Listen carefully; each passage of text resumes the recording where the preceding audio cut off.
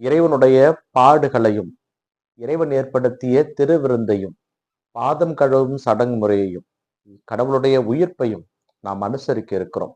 அதற்கு முன்பதாக இந்த வாரம் முழுவதையும் புனித வாரமாக திருச்சபை கொண்டாட நமக்கு அழைப்பு விடுக்கிறது. அந்த வகையிலே புனித வார புதன்கிழமை நாம் இருக்கிறோம். இன்றைய வாசகங்களில் முதல் வாசகமாக எசையா இறைவாக்கினருடைய புத்தகத்திலிருந்து நமக்கு செய்தி கொடுக்கப்பட்டிருக்கிறது. இதிலே எசையா இறைவாக்கினர் ஆண்டவர் தமக்கு கொடுத்த ஆசீர்வாதத்தை மக்களோடு பகிர்ந்து கொள்கிறார். எப்படி என்றால், நலிந்தவனை நல்வாக்கால் நலம் பெற்று செய்திட ஆண்டவர் எனக்கு கற்றோடி நாவை அருளினார்.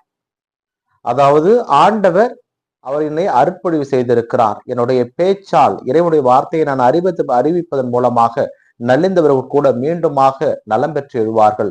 அப்படிப்பட்ட ஆசீர்வாதத்தை கடவுள் எனக்கு கொடுத்திருக்கிறார். ஆனாலும் அதை நான் செய்ய தயாராக இருக்கிறேன். காரி உமிழ்வோருக்கு எனது முகத்தையும், தாடியை பிடுங்குவோருக்கு எனது தாடியையும், நிந்தனை செய்வோருக்கு என் முகத்தையும் நான் மறைத்துக் கொள்ளவில்லை. கடவுளின் சார்பாக நின்று கொண்டிருக்கிறார். நான் அவருடைய வார்த்தையை அறிவிப்பேன். என்னை குறித்து யார் எது சொன்னாலும் அதை பற்றி நான் கவலைப்பட போவது கிடையாது. ஏனென்றால் என்னோடு என் ஆண்டவர் இருக்கிறார்.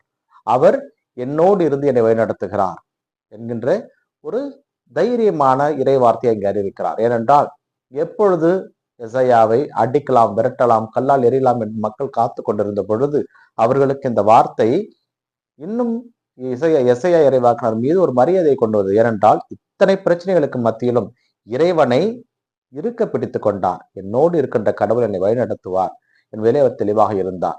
நாமும் இந்த தவக்காலத்திலே சாத்தானுடைய இடர்பாடுகளிலிருந்து நாம் விலகி இருக்க வேண்டுமானால் இறைவனை இருக்க பிடித்துக் கொள்ள வேண்டும். ஏனென்றால் இந்த புனித வாரங்களை சரியான விதத்துல நாம் அனுசரிக்க ஆண்டவருடைய அனுக்கிரகமும் ஆசீர்வாதம் அதிகம் தேவைப்படும். அதனால் நம்பிக்கையோடு கடவுளை தேடி நாம் வழிநடப்போம். இன்றைய நற்செய்தி வாசகம் மத்திய நற்செய்தியில் நமக்கு கொடுக்கப்பட்டிருக்கிறது.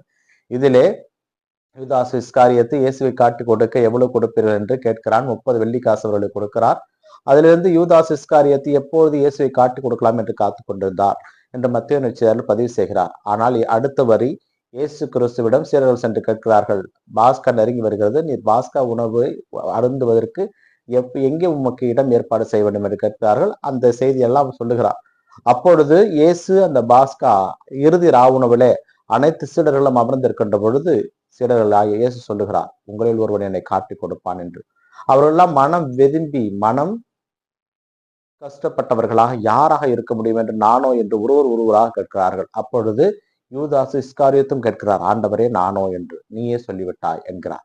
கிறிஸ்துவில் மிகப்பெரிய மாணவர்களை இங்கு ஒரு வார்த்தையை நாம் சரியாக புரிந்து கொள்ள கடமைப்பட்டிருக்கிறோம். யூதாசு இஸ்காரியத்து இயேசுவை காட்டி கொடுக்க இருக்கிறான் என்றால் அவன்